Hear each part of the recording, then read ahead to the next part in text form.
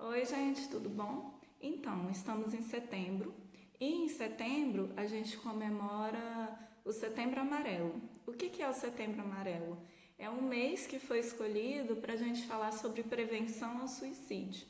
Então, hoje eu vim conversar um pouquinho com vocês sobre suicídio, sobre mitos, sobre verdades, tentar desmistificar um pouco isso que às vezes é tão tabu. Então, vamos lá. Primeira coisa eu vou trazer para vocês o que é suicídio de acordo com a OMS, que é a Organização Mundial de Saúde. O suicídio é um ato deliberado, intencional, de causar morte a si mesmo. Um ato iniciado e executado deliberadamente, ou seja, de forma proposital, por uma pessoa que tem a clara noção ou forte expectativa de que ele pode resultar à morte, cujo desfecho fatal é o esperado. E aí entra outra coisa que é muito legal da gente conversar sobre. Você falar que a pessoa não é um suicida, ela teve um comportamento suicida. Por quê? O que acontece? Tem um estigma muito grande quando você fala a pessoa é suicida, até com outras coisas. Você põe um estigma muito forte de que ela é assim e ela não pode mudar. Quando você fala que a pessoa teve um comportamento suicida, você abre um desfecho de que é algo que pode ser melhorado, que pode ser mudado, que você pode auxiliar. Percebe a diferença? Vamos lá. Tem mais ou menos uma linha que segue. Geralmente a gente tem essa noção errada de que o suicídio é algo que acontece assim. Não, geralmente tem um caminho que a pessoa segue até chegar de fato ao suicídio. Então, geralmente a pessoa começa como? Tendo ideias de morte, de como seria se eu não estivesse aqui, e se eu morresse? E aí, depois, ela passa para um segundo momento, que é o pensamento suicida, que é como? Como seria se eu tirasse a minha vida? Eu tenho coragem? Eu quero? Vai ficando um pouquinho mais concreto do que aquele pensamento muito solto, aquela ideia. E aí, é uma hora que você tem que reparar. Ela aceita ou ela rejeita esses pensamentos suicidas? Sabe? Ela acolhe aquilo e vai pesquisar, vai mais atrás. Ela fala, não, deixa eu pensar em outra coisa, eu não quero isso, vou fazer algo mais saudável. Percebe? Porque se ela está aceitando esses pensamentos suicidas, provavelmente ela vai para um terceiro momento, que é o terceiro momento ela vai pesquisar sobre formas de suicídio, como seria, medicação, armas, como ela vai fazer um planejamento. Mas antes tem essa pesquisa, percebe? Deixa eu ver o que mais, que eu separei algumas coisinhas. Um dado interessante para a gente pensar existem mais homens que têm suicídio consumado. Já as mulheres, elas têm mais ideações suicidas. O que isso significa? Os homens, eles geralmente procuram formas mais letais, que geralmente consumam o suicídio. As mulheres não, são menos letais. Por exemplo, consumo exagerado de remédios. Percebe? Então, assim, no consumo tem uma chance maior dela sobreviver do que um tiro. E outra coisa que é interessante é você avaliar os transtornos psiquiátricos. Por isso a necessidade de o profissional estar junto, um psicólogo, um psiquiatra, um médico, porque muitas vezes não precisa chegar ao suicídio. É muito comum o caso de suicídio ter um transtorno relacionado à depressão. E quando a depressão é bem tratada, bem medicada, não chega muitas vezes a esses extremos do suicídio. E agora eu separei algumas coisinhas para vocês sobre mitos e verdades sobre suicídio. Primeiro, quem quer se matar não avisa faz. Isso é mito.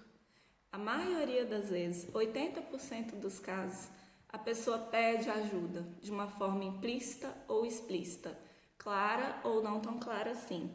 E 2/3 dessas pessoas que têm uma tentativa de suicídio, elas avisam, dão esses sinais 7 dias antes de cometer. Segundo, pensar em suicídio é comum. Isso é verdade. A maioria das pessoas já pensou em algum momento em suicídio. E aí é você saber separar. Por quê? Pensar em suicídio acontece. Todo mundo já teve algum momento mais frágil na vida que pensou: nossa, como seria se eu não acordasse? Se as coisas, sabe? Esse pensamento assim. O problema é quando você parte para um planejamento, pesquisar mais, você aceita essa ideia. Então, assim, o pensar sobre suicídio é mais comum do que a gente imagina. Vamos desmistificar isso. Terceiro, falar sobre suicídio pode incentivar mais suicídios. Não, isso é mito. O que acontece? A gente tem que saber como conversar sobre suicídio. A gente tem que entender que essa conversa não tem que ser um diálogo julgador e que vem como uma medida protetiva. Então, é o conversar sobre suicídio, não de você apontar o dedo julgando, mas de você fazer um acolhimento e perceber também o seu limite. Você pode acolher o outro, mas perceber até onde você está preparado para esse acolhimento e buscar ajuda para essa pessoa, uma ajuda profissional.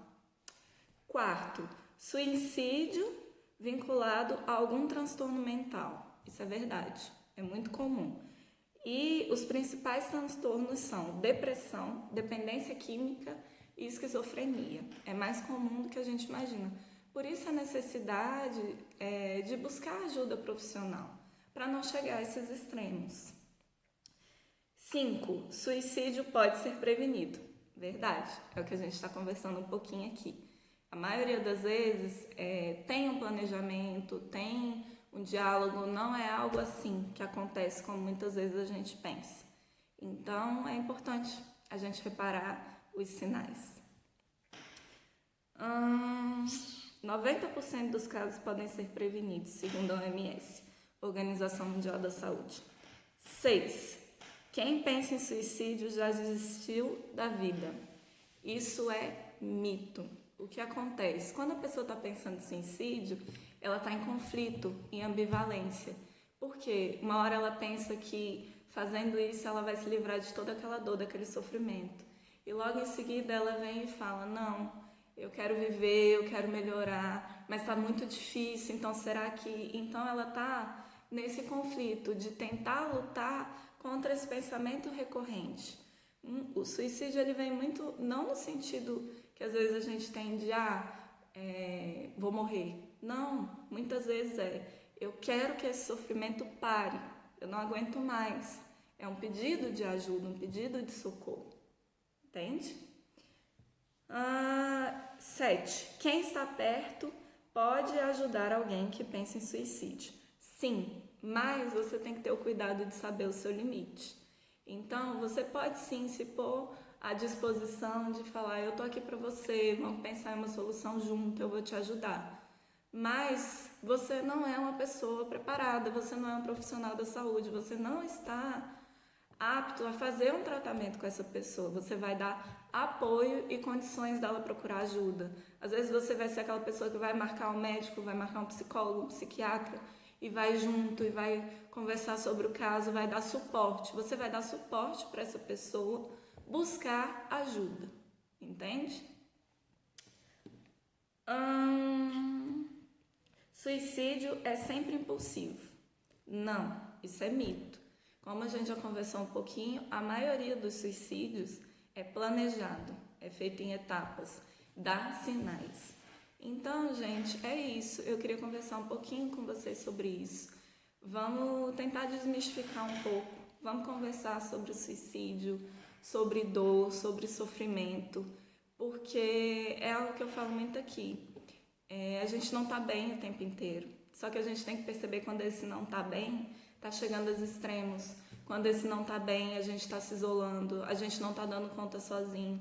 A gente precisa aprender a pedir ajuda. Então, procure ajuda. Vá para a sua rede de apoio, de pessoas que você confia. Conversa sobre isso. Procure um psicólogo, procure um psiquiatra se você vê necessidade. Um médico. E eu vou deixar aqui para algumas formas de você buscar ajuda se acontecer de alguém próximo de você ou você estiver precisando de ajuda, além de buscar os profissionais. O primeiro é o serviço de saúde, que é o CAPS e a Unidade Básica de Saúde, Saúde da Família, postos e centros de saúde. O Centro de Valorização da Vida, o famoso CVV, e a emergência, que é o SAMU 192. Por favor, não deixe chegar aos extremos. E se você está sentindo, acolhe você. Nem sempre o outro vai entender o que você está sentindo. Então, respeita a sua dor e vai atrás de se cuidar, tá bom? Um beijo.